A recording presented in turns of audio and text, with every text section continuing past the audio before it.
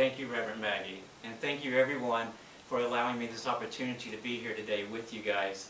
I'm very honored that you're going to let me share with you my thoughts on living in prayer is the topic today. And it was inspired actually by a book that I read, and also by Michael and Karen Drucker and this song, Giving Thanks. But at any rate, so some of you know, Reverend Maggie just told you that I was ordained back in April, and I'm actually continuing my studies with Emerson Institute, going for my doctorates for religious studies, and I plan to graduate at Unity Village next April at the Anton New Thought Conference. So I'm very excited about that. So it's been a long, wonderful 2 years of study. At any rate, one of the books that I studied and read for class was called The Secret Mode of Lost Prayer by Greg Braden. And that book really truly touched me. It inspired me, and it had a huge impact on the way that I now pray. And I'd always known and practiced affirmative prayer for many years, having grown up in Unity since the age of 14, and also being involved with Unity San Francisco very intricately for the last 24 years.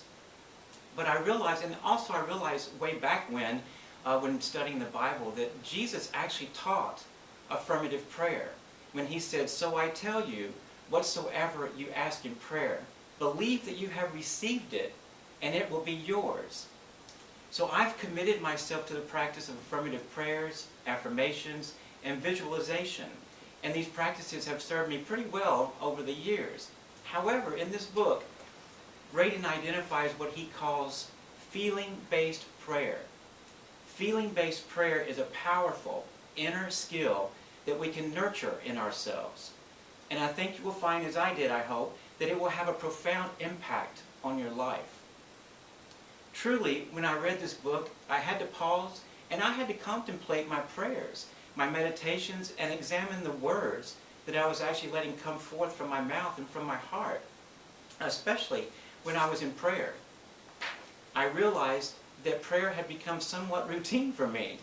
My words, my thoughts, my intentions were positive and affirming, but like a healthy habit that develops every day of my life, my prayer activities were becoming mechanical. I wasn't feeling the essence of my prayers. I wasn't engaging emotionally in my prayers, and I wasn't letting my emotions speak to my heart and to spirit. So now, before I unpack some of the insights of Braden's books that I want to share with you, I want to talk a little bit more about our thoughts, our feelings, and our emotions.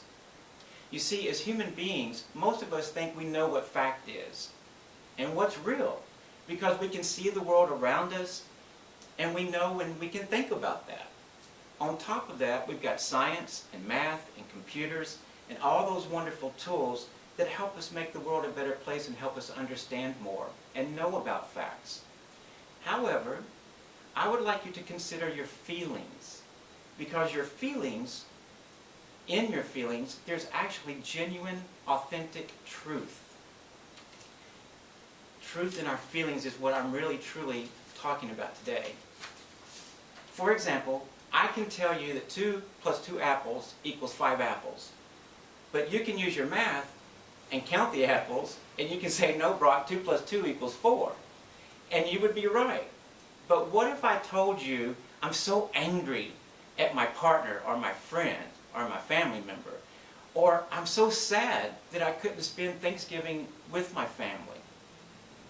You can try and tell me, well, your partner made an honest mistake. Or you can still visit with your family on Zoom, but that doesn't change the truth of how I actually feel.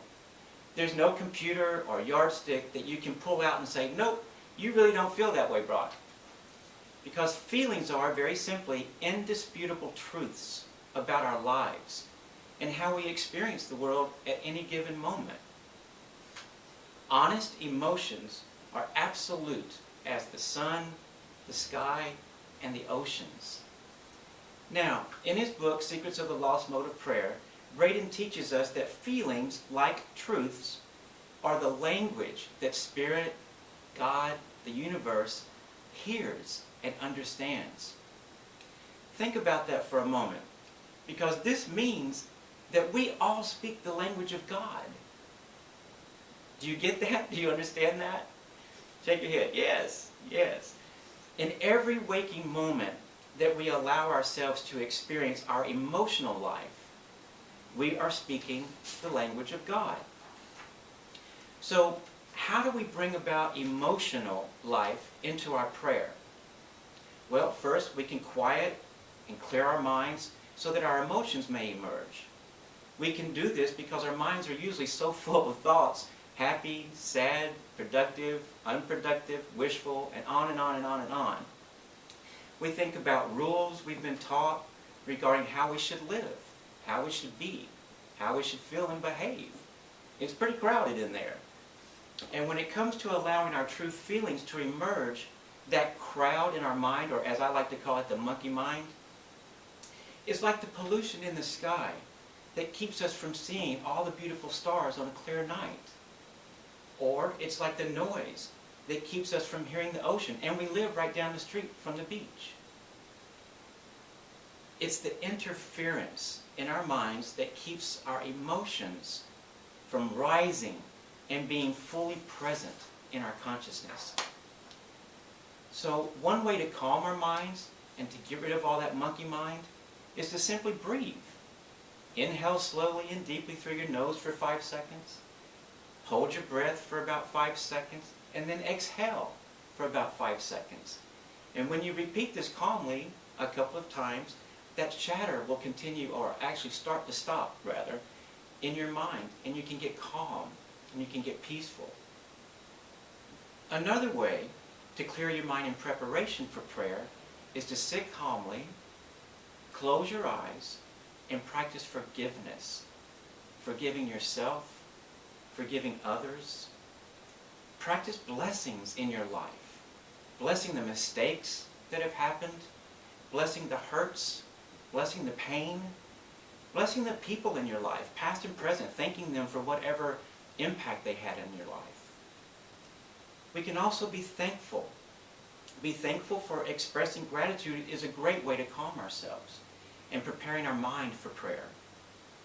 The turmoil and noise in our mind, they have a hard time existing when we are being in grateful gratitude, in thanks. They pass away and the feeling of thanks comes about. And that's what we're trying to get to today. So clearing your mind prior to prayer is essential. And it can become a practice of blessing, a practice of gratefulness, and a practice of forgiveness. And this is how we pray. This is actually how we prepare for feeling-based prayer, with a clear head, a clear conscience, and an open heart. And when we clear our mind peacefully, our emotions begin to emerge. So I encourage you, allow these emotions to come forth. Don't judge them, and let the joyful emotions rise, and also the painful and the difficult emotions. Let them flow to you, in you, around you, through you, and away from you. And when you do this, you are on your way to practicing feeling-based prayer. And you're allowing room for grace, answers to come, and for freedom to emerge and to flourish. Personally, I like to go just a little bit further than Braden. I liken the practice of feeling-based prayer like wrapping each word I speak in a prayer inside a blanket of emotion that brings about a deep feeling of connection and oneness with Spirit. So imagine with me, if you will, a warm, comfy blanket that's your favorite blanket that wraps around you so securely and is so cozy, and you feel comfort and security, and you're just all wrapped up in your blanket. It's just a wonderful, warm feeling. So now, with that blanket surrounding you, think about yourself in prayer. Imagine yourself so in tune with your feelings, your emotions, without judgment, and as an absolute expression of truth about yourself in that moment. Finally, try to imagine wrapping those feelings around every word of your prayer, maintaining that same sense of security, comfort, and calmness that the blanket gives us when it's wrapped around us. Send these deep truths inside, deep inside to your inner consciousness, to your deep-seated heart space, to hear, understand, and to act upon. To me, the warm blanket represents a type of comfort and soothing contentment, where I'm letting my emotions be real and honest, and living a part of an experience of living in prayer. Even more than that, the blanket also represents that relaxing, allowing my mind, with all of its shoulds, and could-haves, and whys, and judgments, to get out of the way, to get out of my own way. I become open to receive new wisdom, new insights, and new perspectives. I become receptive and capable of inviting more in, because while I'm vulnerable in this emotional state, I'm also in a state of personal truth. I'm at ease. I'm ready to receive blessings and let healing occur. I'm prepared to be connected to Spirit and ready to feel the oneness of God expressing through me. As I was reading Braden's book, I realized it was feelings, that deep-seated emotional feelings of grief and pain, that actually opened my heart. And I didn't know how to explain it until I read this book. But it really opened my heart, the grief and the pain, for this feeling type of prayer.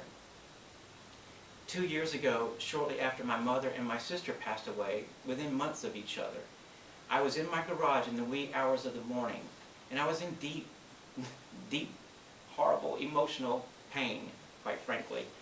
And in that painful emotional state, as contrasting as it may sound, I connected to God like never before. The deaths of my mother and my sister just devastated me, and I entered a severe depression. Yet in that grief, I cried out in pure feeling and emotion to Spirit. I raised my hands and I was just on my knees, just praying out to God, and the emotions were just flowing all in and through me. And in that instance, y'all, I felt transformation. I felt appreciation and understanding and comfort and peace like I've never experienced before. And actually, that's what led me to step into a beautiful new life, and has led me to become in the ministry and to be here with you today, because of that moment of that feeling and emotional prayer in my garage. So the key to answered prayer, in my opinion and in the book, he states, is the feeling nature. Meaningful prayer is that meditative, emotional moment where we are in communion. We let the divine fill us. We open ourselves and we experience emotion within us. We come to an understanding that prayer is a state of mind, a state of heart, and being open to Spirit. When we achieve this openness all the time, we are entering a state of living in constant prayer.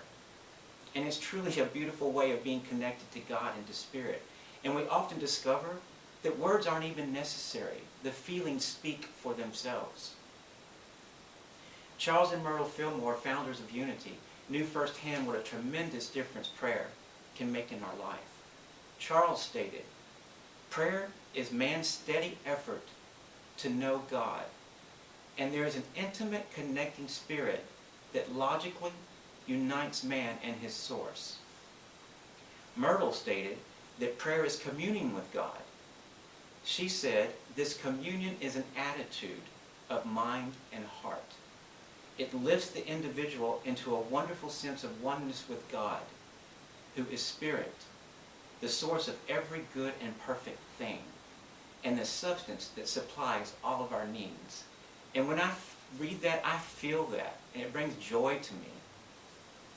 Every moment of the day, my friends, we experience emotions. In this book, Braden tells us if we can move into a practice of feeling-based prayer, feelings themselves are the prayer. So, if we are always feeling, we are always in a state of prayer. Each moment of our life is a prayer through our emotions, our thoughts, and our state of being. Life is a prayer. Thus, my topic, we are always living in prayer.